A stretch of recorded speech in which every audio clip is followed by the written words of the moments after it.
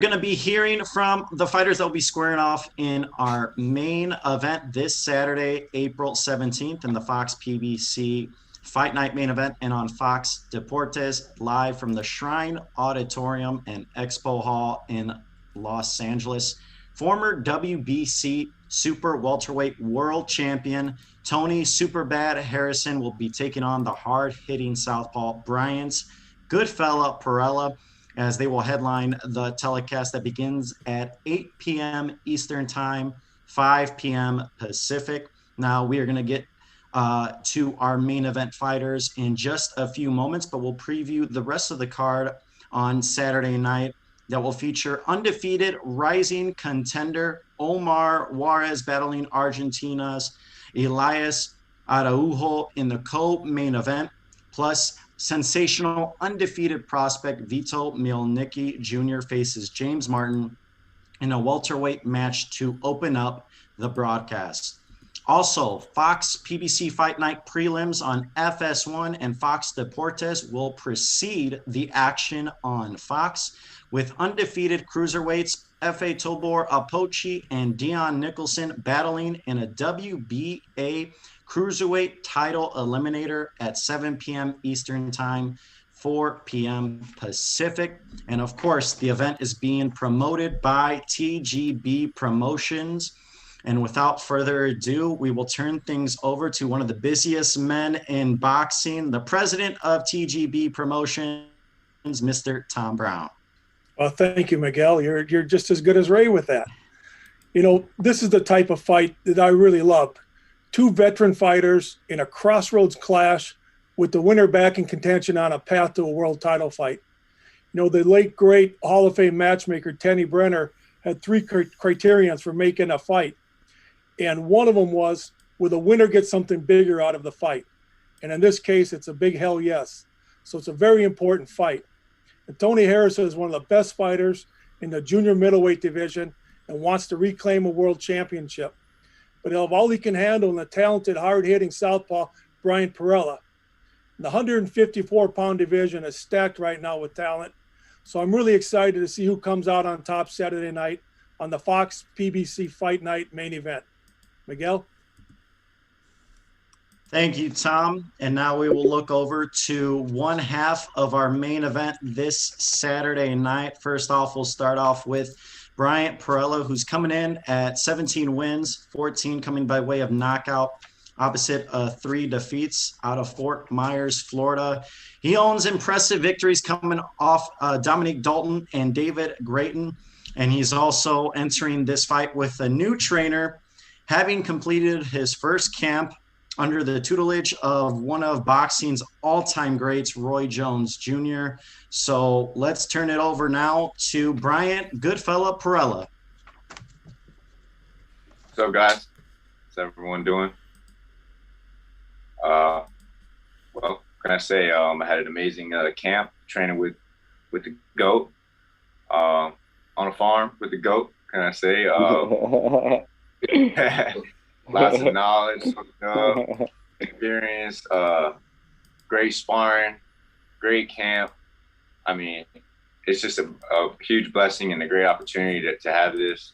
And I can't wait to go out there and showcase and put on an exciting fight.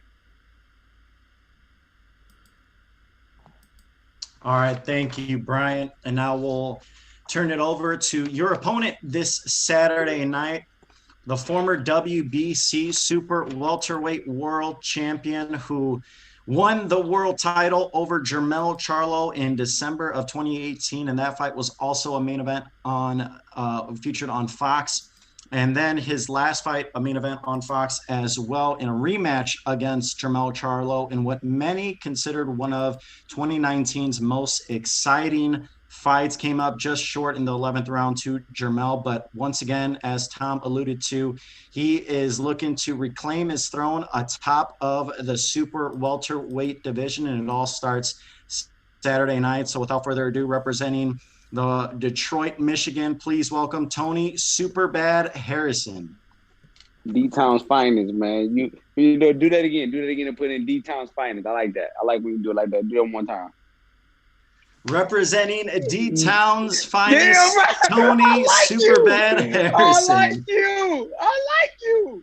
Hey, man, you know what, man? I can appreciate guys like you for making this shit all fun again for me. Tom Brown, TGB, my dog. You know what I'm saying? Like, if it had to be with me, with any promoter, it would definitely be with Tom Brown because I toss him under the bus and he don't say nothing. He just wait till after the fight just to say something. And I like Tom, man. I like Tom. I like what he's doing for the sport, man. And he's probably one of the most consistent promoters in boxing right now. So if anybody's gonna promote me and promote a fight with me, is gonna be Tom. And me and Free go together, so definitely on Fox. No Showtime, no nothing that somebody got to buy. So me and Free go together. And like I said, to my opponent, man, he definitely wouldn't have been my pick, to be honest. If I had to pick somebody to fight to come back, it would probably be somebody, with a little more to lose. But on his token, he's coming up to another weight class, man, that he's unfamiliar with, and a hell of a challenger, man, in himself. And I just can appreciate a guy like that for stepping up to the task. It's showing me the kind of confidence he has in himself and the kind of confidence he has in Roy and the preparation that he's prepared for to come up and face a former world champion, man. So, everything. Kudos to Bryant Perrella, man, for taking the fight because it takes two guys to get in there to mingle for us to come to come mingle. You know what I'm saying? So I appreciate you, Brian, and we looking forward to something exciting, and we're looking forward to a well placed night and a strong finish. Absolutely, man. Hey, I appreciate you taking on the challenge as well. I'm excited to get this on. Yeah, man. Me and you both, brother. Me and you fucking both. It's been a long time out the ring, man. It's time to get under them lights and get busy. Hey, what's crazy is that's the best part about it. Like, me and you ain't been in this motherfucker in so long. So it's really like heavy hitter versus heavy hitter. And that's the kind of, like, you know what I'm saying? That's the kind of shit that makes for good fighting. That's the kind of shit that makes for a great headline.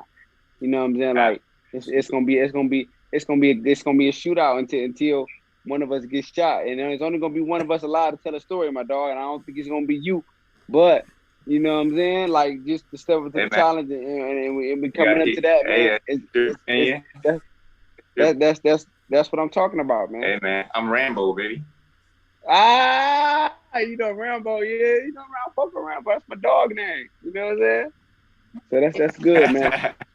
Like, no, like Brian, I swear to God, I could appreciate you, but I got unfinished business with you. You don't even know why. I tell you after the fight, but I got unfinished business with you, my brother. On God now. Unfinished business with me.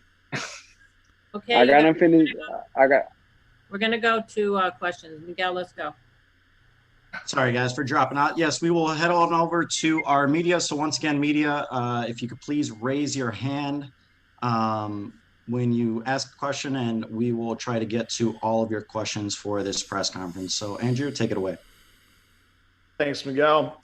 Our first question is going to come from Jim Conlon. Jim, you can go ahead and unmute your mic, please, and ask your question. My question is for Tony. I suppose, Tony, family is so important for you and with your father and everything. And we've seen what your brother has done in terms of he had a promising basketball career. He came back to the family to learn the family business. And is it important to you on your first fight without your father that it's your brother that's in your corner? And is he, in terms of his expertise, he probably knows what it means to you as well? Is that the sense of family in your first fight, to have your brother in your corner, is that something very important to you? Well, my the thing about love, man, is always in my corner. So my brother's always been in my corner. It just took something so tragic to happen to me for him to be the leader in my corner now. I think basketball plays a great part in how he views fighting. He was a point guard, so he was a leader. He got to be able to see the whole floor. So, in that aspect of it, I think he's able to see a little more than the average person would be able to see and break it down for me in a different kind of aspect of a sports aspect that I would need that I would needed to come from. But like I said, my father Ali taught me how to fight, man. So all I needed was the kind of energetic boost in my corner. Somebody that knew me, somebody that knew how to get me up, somebody knew how to turn me up when it's time for me to turn up, somebody that knew how to reach me when it's time for me to be reached. In order for that stuff to come out, and I couldn't find that from a Roy Jones. I couldn't find that from a Lennox Lewis. I couldn't find that from somebody who was trying to get to know me. I had to find somebody that already knew me, how to push those buttons, how to get that dog out of me, for me to prevail in the second chapter of my career. And can I just ask one question to Bryant, if possible? Bryant, in terms of having Roy Jones in your corner, Roy Jones throughout his career has defied the odds in terms of coming from being a multiple weight champion to be the heavyweight champion of the world, as sort of such, where nobody thought it was impossible to do that sort of thing. When he beat Ruiz, Roy has been there, done it. He's done things that people said were impossible to do. So in terms of having that experience, in terms of that winning sort of attitude, that must give you that extra 10% when Roy says you can do something, you believe him because he's done it. Absolutely. Like you said, he's been there and he's done that against people that he thought that he had no chance against. And, similar to this fight, I definitely see myself as an underdog, and everyone's rooting for Tony, but that's okay. That's okay, because the fans ain't fighting. It's me and Tony, and it's my hard work and preparation against his hard work and preparation, and God guides everything, and that's what I follow, and that's what we come to do, man. So that's what it is. I have 100% faith in my ability, and I have a great support system, a great team. And I'm ready to go put on a hell of a show. All right. Thanks, Jim. Our next questions are going to come from J.R. Bell. J.R., you can unmute yourself and ask your questions. All right. My first question here is for Tony Harrison. Kind of go through those first few days in camp that you had with your brother. I know that it was, kind of emotional since it's, been a while since you've been in the ring to prepare for a fight, but now having your brother there as your chief trainer. So go through those first few days and how you adjusted and got back to, doing your own thing. Really, I'm not an emotional kind of guy, to be honest. Man. I'm really not that emotional. So, when it comes to fighting, I don't even put my emotions intact. I just really go in there and just do it. I've been doing it my whole life. So it's something I just go in there and, brother, what? It's something I just go in there and do. I really like, for me, for my first couple days, my first couple sparring sessions, man, I got my ass kicked. And really, I don't even think I got my ass kicked, but it felt like I got my ass kicked because coming back from 16 months off, your first couple hits, the first couple times you get hit, your nose is bleeding. The first time you get hit, your lip bleeding, your head banging at the end of the sparring. So it was really just like my body had to get accustomed to the shit that we've been going through my whole life. You know what I mean? So my first couple of sessions of sparring was rough. It was rough. It was like my first day of varsity practice as a freshman in high school team playing on the varsity team. So it was kind of like I was getting hit by senior linebackers and stuff like that, but it was rough. And I just had to get my body back in the groove of the same kind of stuff I was doing before I took 16 months off. So it was rough. It was rough, man. I had a lot of scars that I don't like in those first couple of days, but I was so motivated to know I could do better. And I knew that the sky was the limit from those days. So it just was a starting point for me to motivate myself to say, okay, this is where you are. This is where you have to get in order to be, prosperous in this fight. So for me, it was just more of a motivation kind of thing. And at the end, at the end of camp, I came from being the one busted up to busting shit up. So I feel I done came a long way from the beginning. That's for sure. Yeah, gotcha. It's like those machine gun drills in football, like you were saying, but as soon as you get used to it, then you're all good. Thank you very much there, Tony.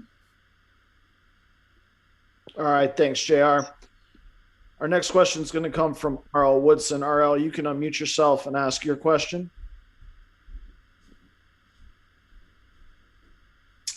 Well, good afternoon, everybody. First question for Perrella. It's hard to get your name trending in this game, and so much time and focus is spent on, the marquee names and whatnot. But do you think you'll get any credit for coming into a new division against, an opponent the caliber and with the accomplishments of Tony? Oh yeah, of course, absolutely. He's got a big name in the sport, former world champion. He's been at the top of the game for a while, this is definitely a situation where I'm the underdog. So me coming out and dethroning is definitely going to put a lot of shine on myself. And I think it's gonna put a good name in the sport, and I'm going to be, trending, so to speak. And of course, I got Roy Jones. I have a great team, and this is a tremendous opportunity for myself, and I think it's going to definitely catapult my career. Respect to you, and for Tony, you had great numbers in the rematch with Charlo. It was an exciting fight. I feel like fans on Fox got a chance to see everything that a boxing match can bring, can show the fans. But with him approaching undisputed, if he is able to get that accomplishment, do you think things will line up for you to be able to get that trilogy fight when he's kind of trying to move towards maybe fighting on pay-per-view and whatnot? Everybody in the world knows I would love a third fight with a guy that I know I believe I could beat. But I'm not even gonna get off topic. Like, that's not even our topic of discussion. I'm not gonna take away the shine that Perrella is. I'm not gonna take away from the spotlight that the guy that I'm in front of name is Bryant Perrella. So Charlo don't even matter right now. And like I said, if I don't take care of the step that's in front of me, we don't even talk about Charlo. So I'm not even gonna discuss something that don't even fucking matter to me right now. So no disrespect to nobody, but I'm not gonna take away from the opponent that's right there in front of me, because he's there and he's a live guy. He's coming to win, and he's just as motivated as me. So I'm not looking past nothing but Bryant Perrella at this moment. Okay, last question. You did kind of speak on where you thought Perrella is and coming back to face him when we opened this call. I'm just wondering, is it kind of a benefit for you to come back against a Perrella to see how the corner performs in case there's any adversity with all of that experience no longer being there that your father possessed? I think that's a great question, but I think me fighting a guy like Perrella has nothing to lose and everything to gain. So I think it's one of those fights where, he can't lose. Even though he's gonna lose, he can't lose. Like, he's coming up to a new division fighting a former world champ. He cannot lose. Like, no way in hell do he hold his head down off anything that happens from his fight, because he can't lose. Like, he's stepping up to the challenge as a competitor, and that's all you can expect each and every fighter to do. If we can get the kind of attitude that Bryant Perrella possessed and some of the guys that are the top guys, then I probably wouldn't be fighting Perrella right now. But for Perrella, he has nothing to lose and everything to gain. For me, I have everything to lose and really nothing to gain for being the guy that's coming up to my weight division. You know what I mean? So for me, it's like I'm gonna get it done. I'm gonna get the job done. You know what I'm saying? I'm gonna go out there and I'm gonna look exciting. But like I said, the marquee part in this matchup is that both of us are heavy hitters. Both of us are coming off long layoffs, and both of us have new trainers. Both of us got new corners. So I think whoever executes the plan the best and the quickest and the most will be successful in the fight. So, like I said, for me, I'm taking this fight to answer my own questions. I'm not taking this fight with Bryant Perrella because I'm fighting Bryant Perrella. I want to answer the questions to myself about how my corner is, and literally, like, for me, when it comes down to the crowd and people speaking and people booing and people parading and hoorahing and all those kind of things, it becomes kind of a distraction for me because I tend to feed into that. So it's working in our favor that I have a new trainer. He has a new trainer, but it's no crowd, especially on my end. No crowd for me, being my first fight back, is probably the best thing for me. So it's just like we in the gym, and I go out there. I can go out there and just naturally do it without boos and hurrahs and hey, and just have a little bit of fun and do it with a guy that's coming in there to win just as well as me. All right, great. Thanks, RL. Our next question is going to come from Mark Abrams. Mark, you can unmute yourself and ask your question, please. Hey, Tony, how you doing? What's up, boss? Good. How you doing? With all the back and forth in the 154-pound division, obviously Jermell, who's got 3 of the belts, and Castano, but obviously over the last year and a half, between you and Jermell exchanging and Julian, losing to Rosario losing. Where do you fit in right now in terms of, with maybe those 5 or 6 guys I just mentioned? Where do you think, and I know you're not looking past Bryant, but with the win, who do you want after that? Like I said, my main focus right now is beating Bryant Perrella. I think every question that you ask right now will be answered victorious Saturday night. After victorious Saturday night, I answer any of those questions a day in a lifetime. Even though I answered these questions before in previous meetings, I think now that it's fight week, I'm literally locked into one person. That's the good fella with the pretty boy hat on, and that's Bryant Perrella. I think that's the only guy that's really my focus. My focus is him. I don't want to worry about nobody else. I don't want to think about no other fight. I don't want to think about nothing but being victorious Saturday night, and everything I have to do is become victorious Saturday night. And I guess the second question, I know you just said you're not looking at anyone else, but if Jermell and Castano do fight for all 4 belts, who would you like in that fight? I literally don't give a fuck who wins. Okay. Just like Tom said, 154 is I think the best division in boxing. You can go from 1 to 10, and you can make a great fight each and every time out. So I think what makes us better is not because we got the best athletes, it's because we continue to compete against each other. You see Lubin fighting Rosario. You see Castano fighting Charlo. You see Herb about to get back into it. You see J-Rock about to get back into it. And eventually these fights are going to happen with me and the crossover with one of those guys, or me and the Rosario, or me and the Lubin. So you see us guys continue to keep making the easy fights happen because 2 people just mutually agree to fight each other. And that's why I think our division is the best, because we're going to mutually keep fighting each other because we're going to keep competing, and that's all you want box to do is keep competing, and no matter who win or lose, just keep competing against each other and make the sport great again. All right, thanks, Mark. Our next question is going to come from Keenan Atchison. Keenan, you can unmute yourself and ask your question. Hey, how you guys doing today? My first question is for Bryant. How was training camp for you not having to get down to 147 this go round? And do you think that you'll end up staying here at 154? Well, it was great, nothing changed but the weather, man. I basically just work hard like I always do. Maybe even more so, except I soaked in so much more knowledge this whole past year.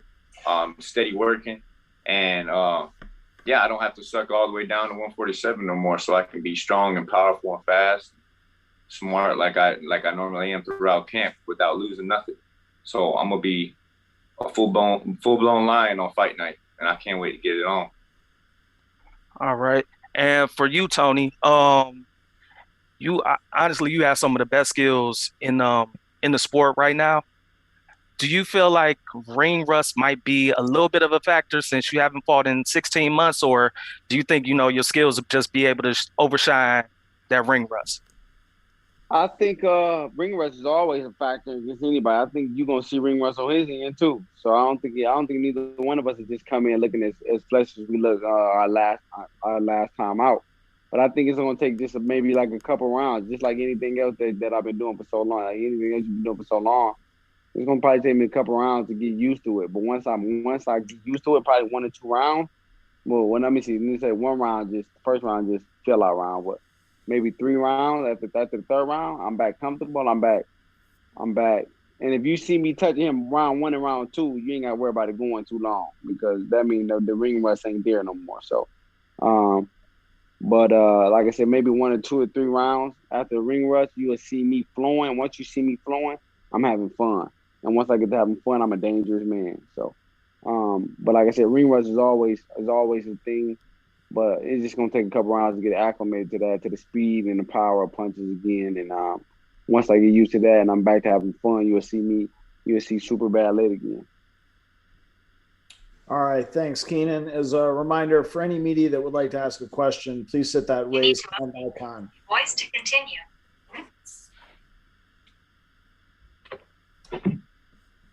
Hey, Bryant, for this Saturday, as you come in, what does a win over Tony Harrison, who's a former super welterweight champion, do for your career as you enter this new weight class?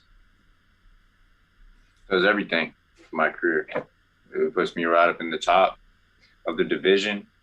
Fighting a guy like Tony Harrison puts me straight at the top. What can I say? It's a huge opportunity, and it's I'm coming for the straps, man. I want to be a world champion so bad. I just want to be the best I can possibly be, and I know my ability. I know what I'm capable of, and I believe this weight class is going to be perfectly suited for me. It's kind of long overdue, and fighting a guy like Tony Harrison it's so motivating. It gives me the mindset to rise to the occasion and to do everything necessary to showcase everything that I can, showcase my talent to the world, showing something that's never been shown before from Bryant Perrella, something that's seen a lot of times in training and stuff, and sometimes even wins is not really who I am. It's going to be time to show who I truly am, and I'm looking out there and I plan on looking spectacular. Thank you, Bryant. I want to thank all the media members for asking all the questions and participating in this press conference. So we'll get closing comments from both guys. First off with you, Bryant. Prediction, Saturday night, how do you see it going? With my hands being raised, however it comes, by knockout, by decision, my hand being raised, a great fight, exciting fight. So everybody should definitely tune into it. This is a great matchup. Everyone sees me as this underdog and this and that, but y'all gonna see, I'm on a level 2. It's just, I just never had the opportunity, and this is it. Thanks. Thank you, Bryant. And now, Tony, closing comments. Saturday night, how do you see it playing out for yourself? The King is back, man. The King is back. And I see nothing less. I see nothing less than a standard for myself to get a knockout. Nothing less. Referee stoppage. Roy Jones throw the towel in, or a knockout. I see nothing less. But while this fight is going, it's gonna be electric on both sides because Brian is no pushover. He's not a guy that's gonna roll up in the shell and just let you just wail on him. So he's coming, he's shooting too. He got a gun too. So everybody tune in, but this fight will end by knockout. Tony Harrison's way. Thank you, Tony. Thank you to Tony. Thank you to Bryant. Thank you to Tom. And once again, thank you to all of our media members joining us here on this press conference. Once again, the former WBC super welterweight world champion, Tony Superbad Harrison, takes on Bryant Goodfella Perrella this Saturday, April 17th from the Shrine Auditorium and Expo Hall in Los Angeles. You can catch it live on Fox at 8 p.m. Eastern Time, 5 p.m. Pacific. Thank you, ladies and gentlemen, and we look forward to an amazing